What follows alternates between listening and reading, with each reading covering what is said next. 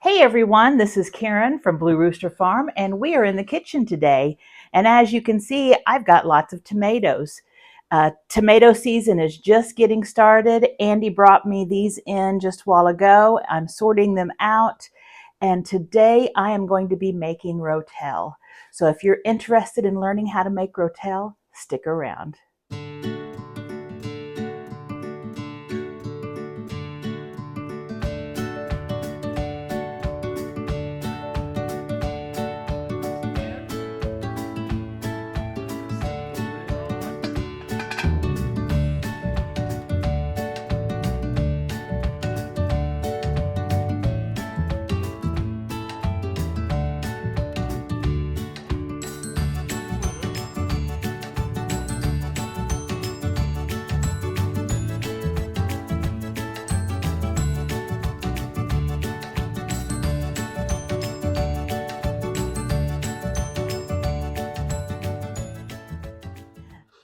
Thanks for sticking around.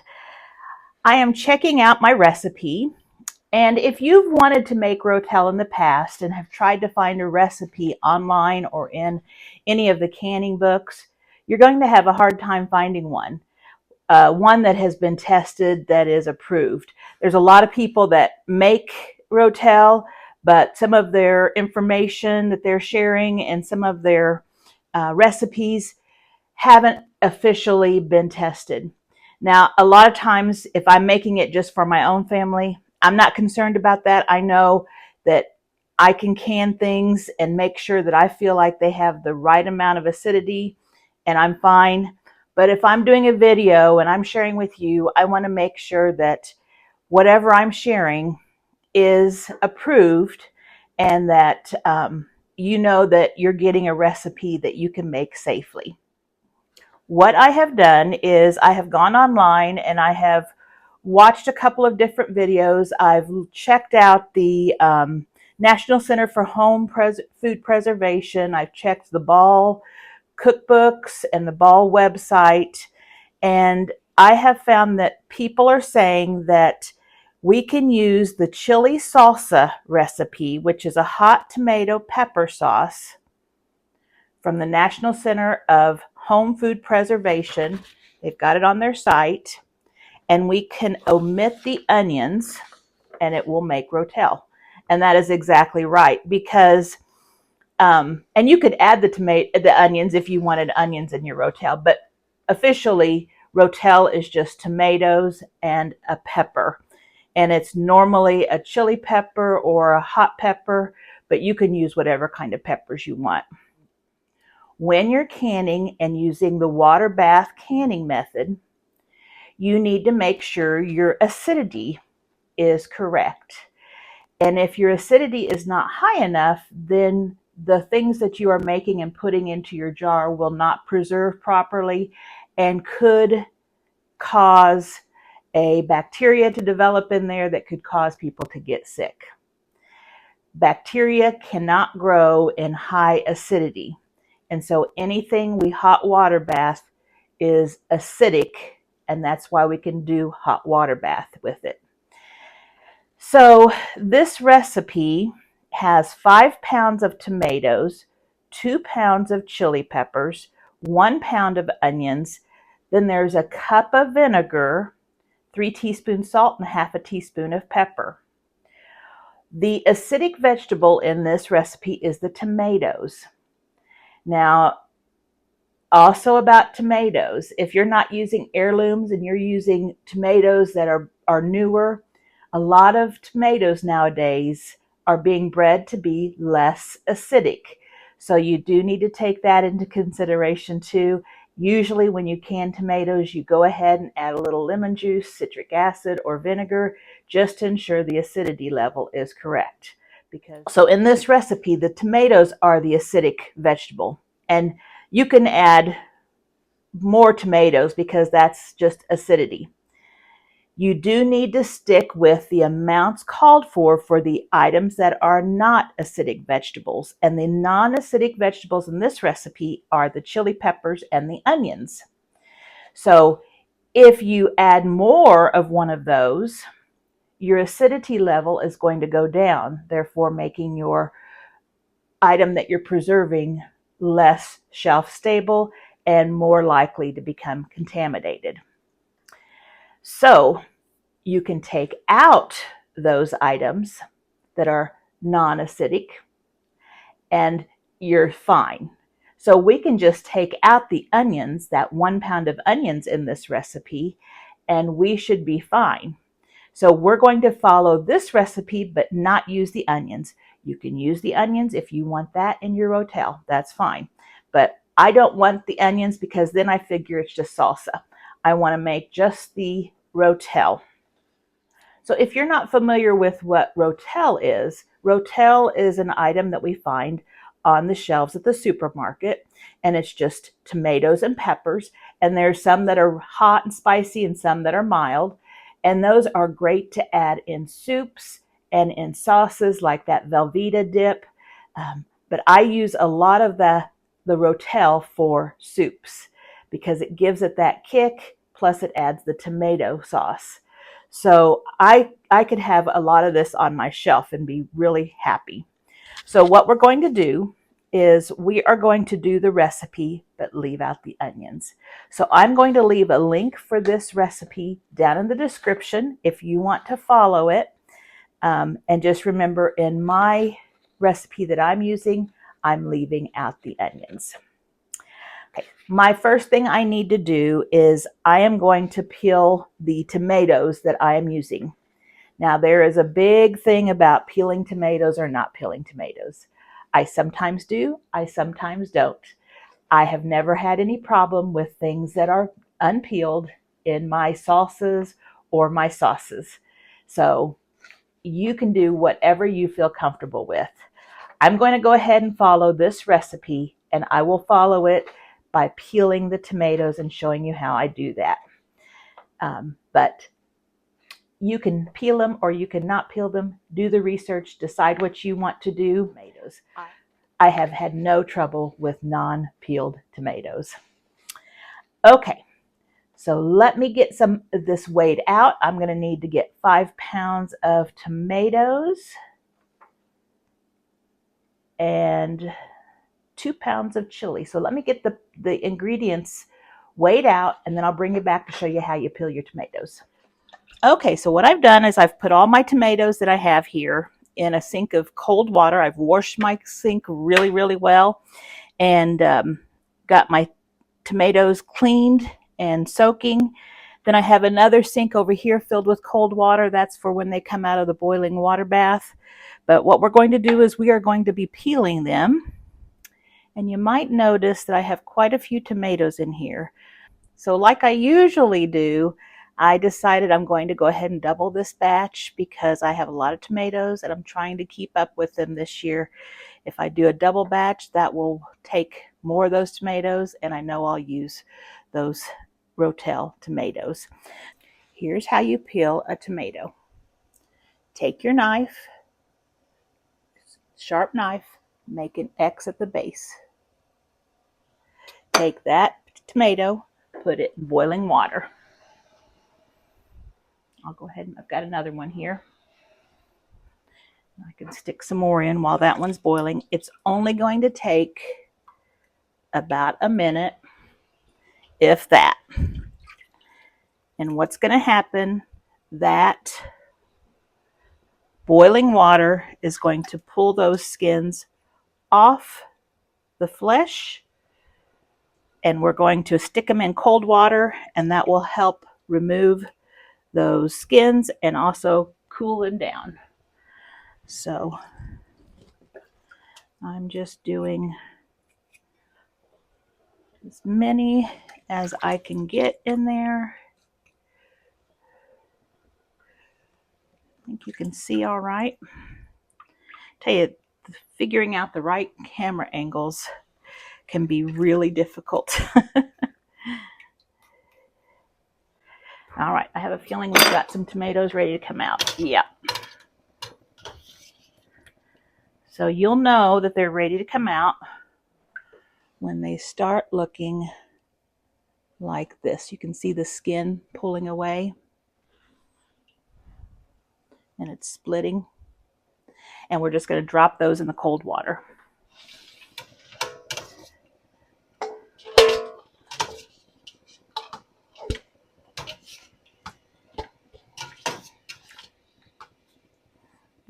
Yeah, that one's done.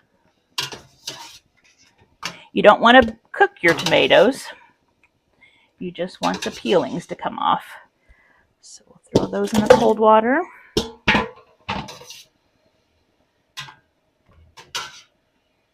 Those are just about done. There's 2 in there.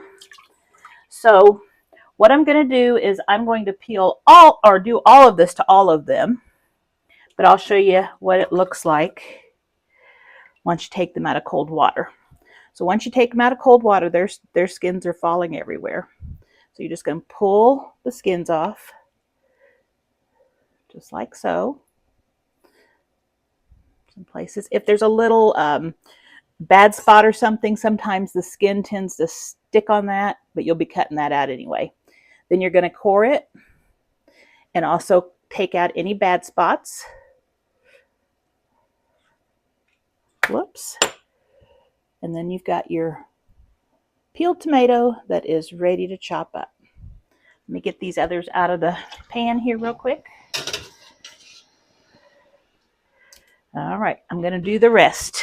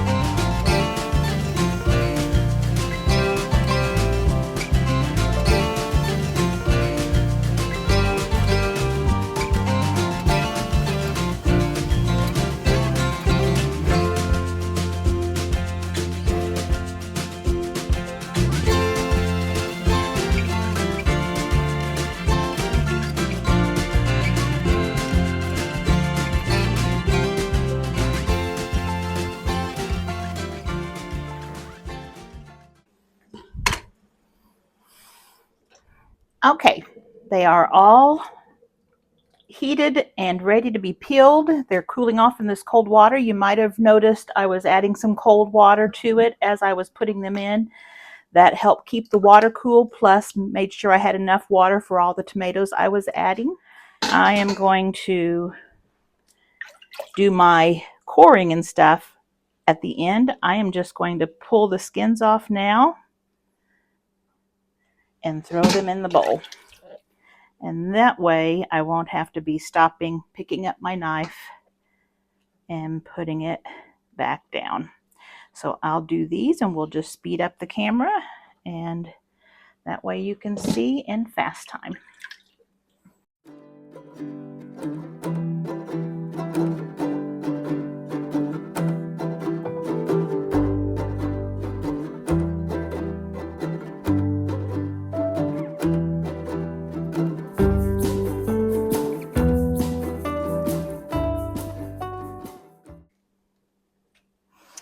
All right, you can see that went super, super fast. So I'm going to just get this water drained, set that aside, and I'm going to be putting my cores in the same bowl that I have my skins. Now there are all kinds of tools that can help you take a core out. I find just a little knife is the easiest. And different tomatoes have different kinds of cores. Some of the cores go really deep. Some of them are just on the top. So just want to get that core out. It's just not that good to eat. Just a little bit tough. So I'm going to get all of these cored and we'll just keep the camera going.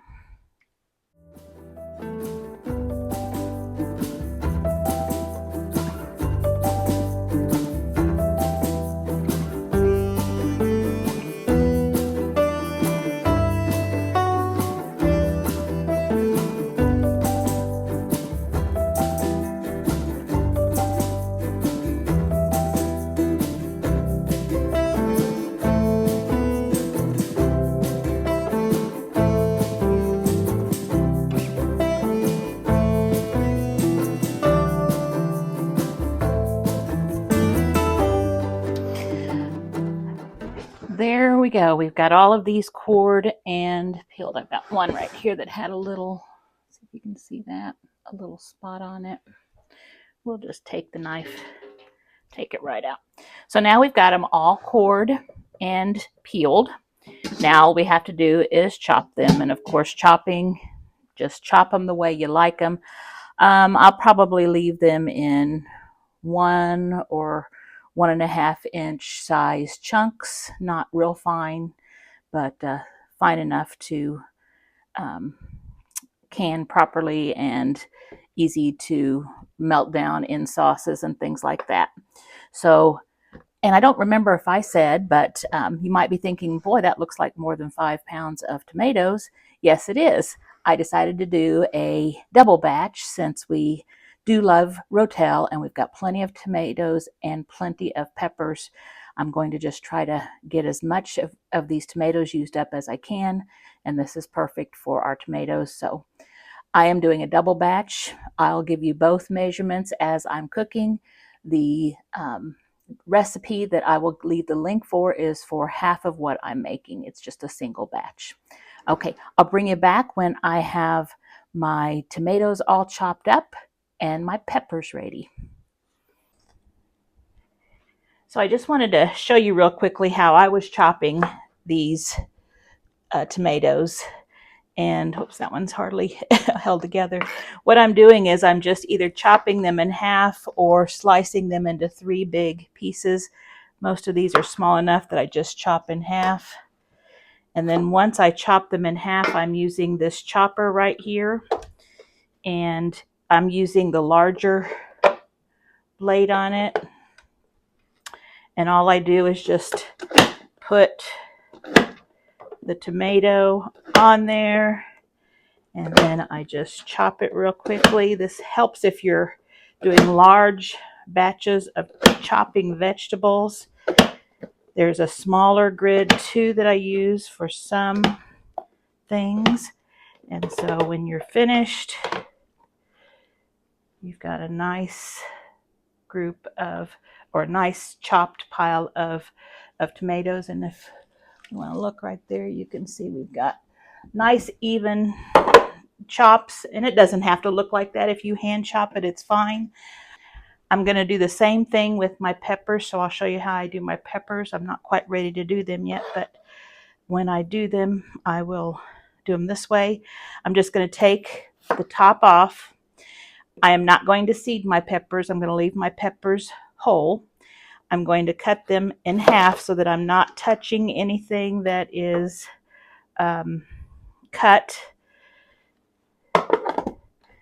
Then I'm going to lay my pepper half. And this one's a big one, so I'm going to have to cut it in half. Like this on the grid there. And then I'm just going to give it a whack. I'll do the same thing with this one.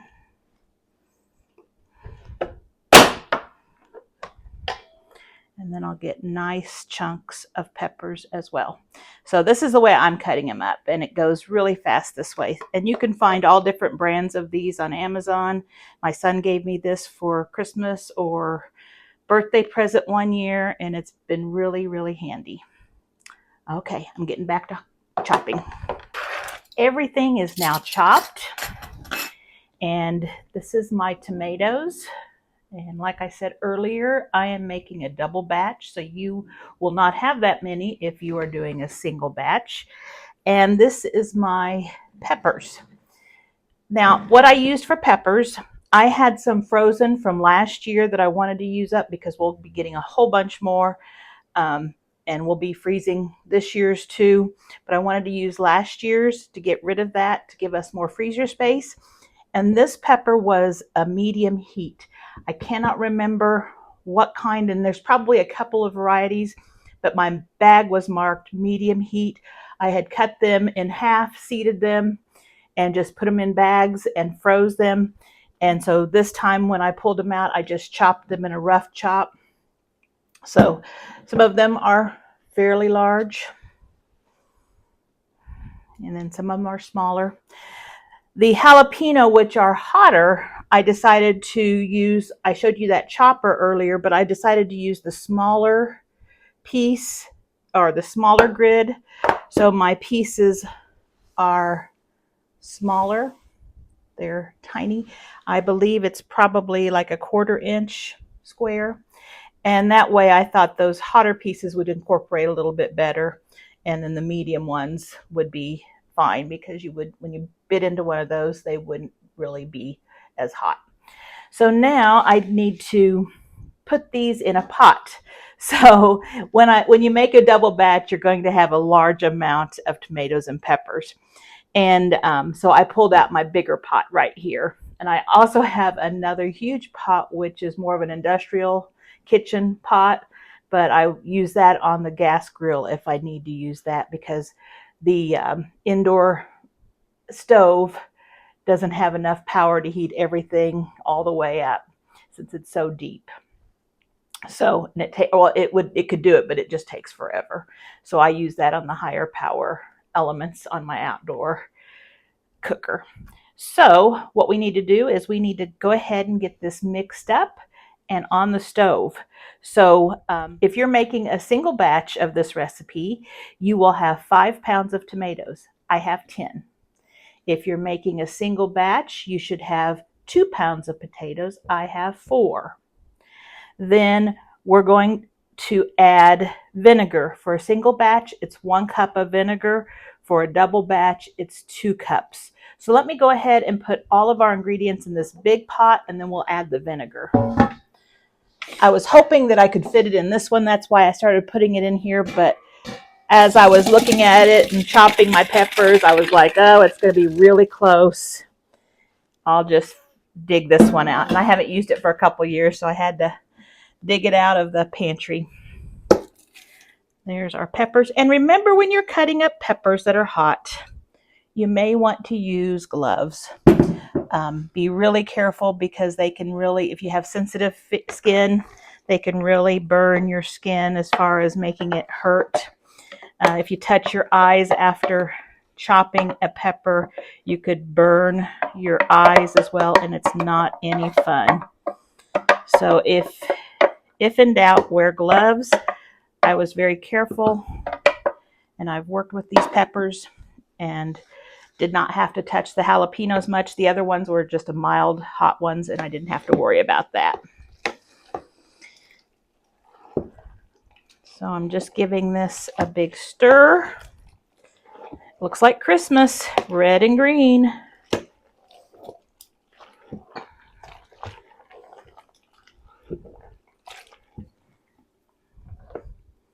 There's what we got. I'm going to add 2 cups of vinegar. And remember, whenever you're water bath canning, the acidity is very important. And so we measure carefully all of our ingredients so that our acidity is at the right level. It's okay to have higher acidity, but you don't want to go lower. Make sure your vinegar is a 5% acidity. It says on the containers. Some people say there's some out there now that's 4%. So really be careful when you're purchasing your vinegar to make sure that it is 5% if you're using it for canning. So we got that added. Then we need to add 3 teaspoons of salt for a single batch. So that would be a tablespoon of salt. And so 6 teaspoons for a double batch. So I'll add 2 tablespoons of canning salt. Now, anytime I'm canning, I use the canning and pickling salt, or I use kosher salt, or I use the pink Himalayan salt. I don't use table salt. It has iodine in it, and that can affect the cloudiness of your product in your jar, and just not recommended. So if you have canning and pickling salt, it's great. It's not expensive, and it'll last you for a long time. So I've got that all stirred up. It says a 1/2 teaspoon of pepper, so I'll add a teaspoon of pepper.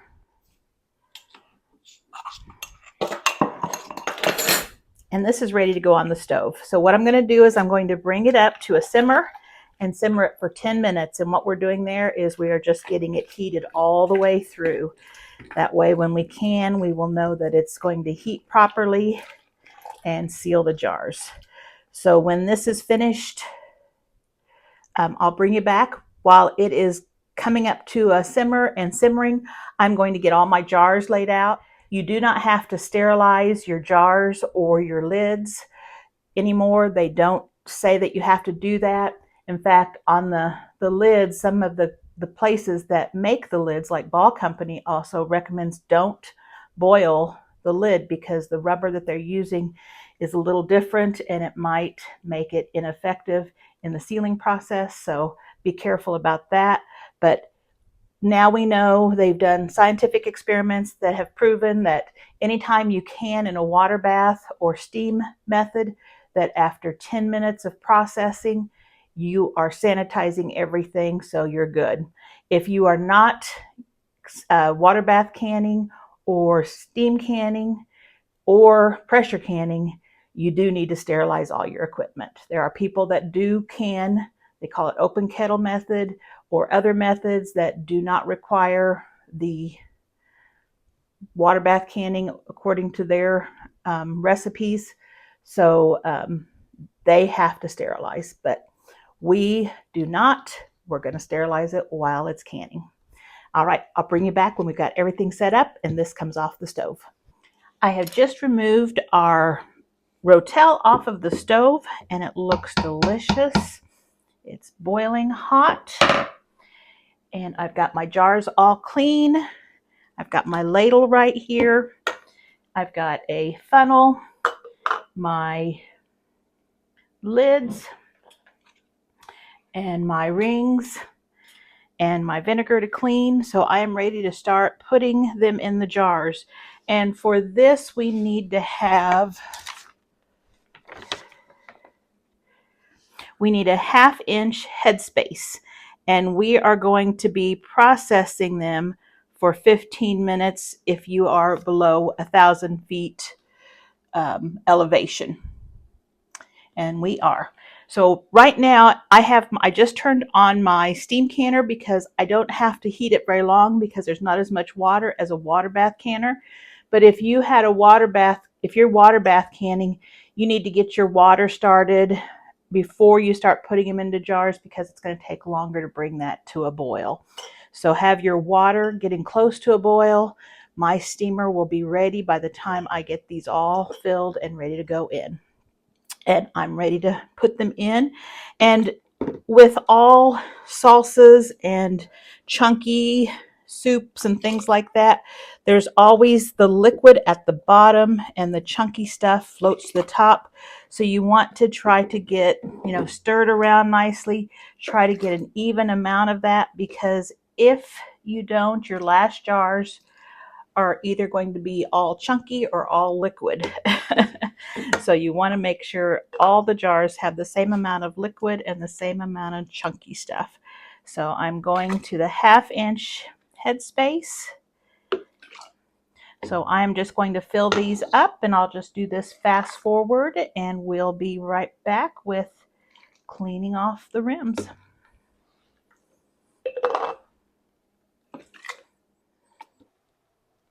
I ended up needing just a few more jars. And now I'm just making sure I've got a 1/2 inch headspace on all of my jars.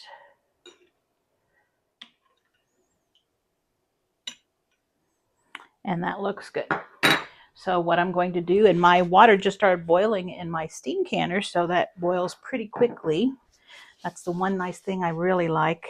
That's one of the many nice things that I really like about the steam canners. It's just quick to bring that water up to a boil. You don't use so much water. Just really like it.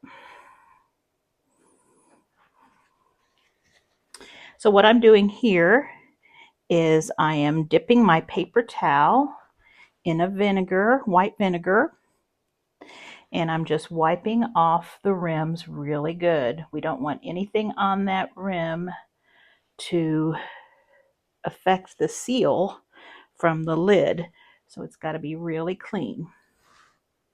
The vinegar just cuts anything that especially if you were doing jellies or thicker sauces. It would really cut that and help clean it. Now, I should have told you a little bit ago, but if you wanted to add seasoning to this Rotel besides salt and pepper, you certainly could. You can add any dried seasonings you want. Seasonings do not affect, if they're dried, do not affect the canning process. Now, if you were wanting to add cilantro, fresh cilantro, and you weren't adding the onions, you could add fresh cilantro because you've left out that onion, and you're not going to use as much cilantro as you would onions, so that would be okay. But otherwise, use dried herbs and you can season it up any way you'd like. I like to season mine later, and that way it's fresher, and that way a lot of times, I'm not sure how I'm going to be using this Rotel, and I wanted to, go along with whatever the dish is, so I won't season until I make the dish.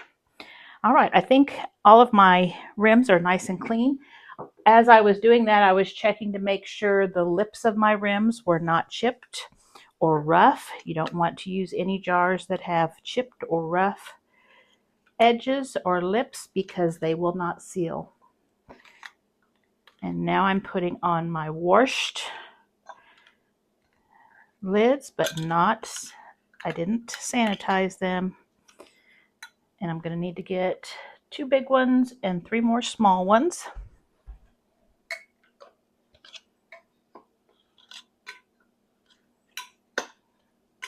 And then we're going to put our rings on, and we are going to do that just fingertip tight on your rings. Make sure they're not warped or rusted because that might affect the seal. It might not get it closed correctly.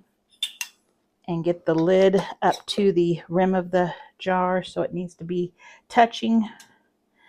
Now, if you wrench these down and there is no way for air to escape, you are going to have a lid that warps and just bends up.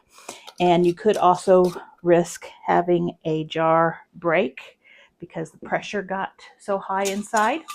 So be sure it's tight with just your fingertips.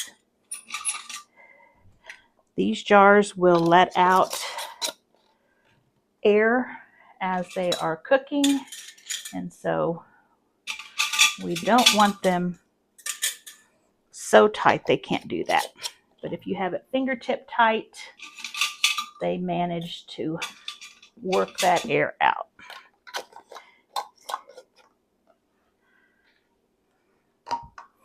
And be careful not to cross when you're screwing it on, make sure you've got it all the way down and not cross-threaded, because if it's not making contact with the lid and the lid's not making contact with the jar, it won't seal.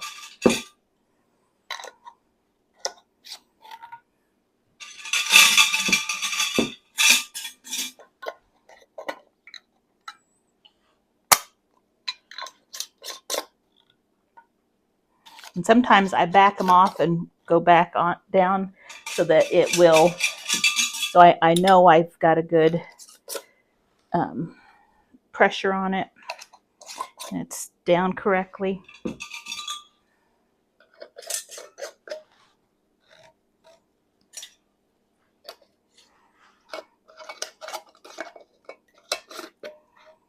Okay, and then I always just kind of go around, make sure I didn't miss any.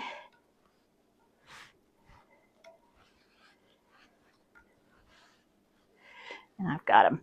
Now what I'm going to do, I have 1, 2, 3, 4, 5, 6, 7, 8, 9, 10, 11, 12, 13, 14, 15, 16. I have 17 pints. So my canner will hold 8 or 9 pints. If it's smallmouth, it'll hold 9. If it's largemouth, I think it's just 8. I've got a couple of largemouths, so I will probably do 8 and 8. And that should just be able to be canned pretty quickly in my steam canner. These need to process for 15 minutes if you are 1,000 feet below or 1,000 feet above sea level at that elevation. If you're higher than that, 1,000 to 6,000 is 20 minutes.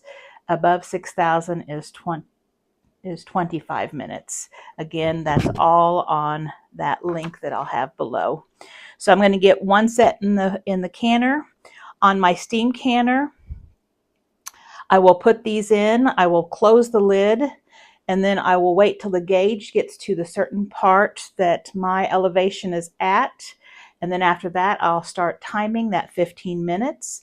Then after the 15 minutes is up, I'll turn off the burner, but not open the lid. Just let them set for 10 minutes.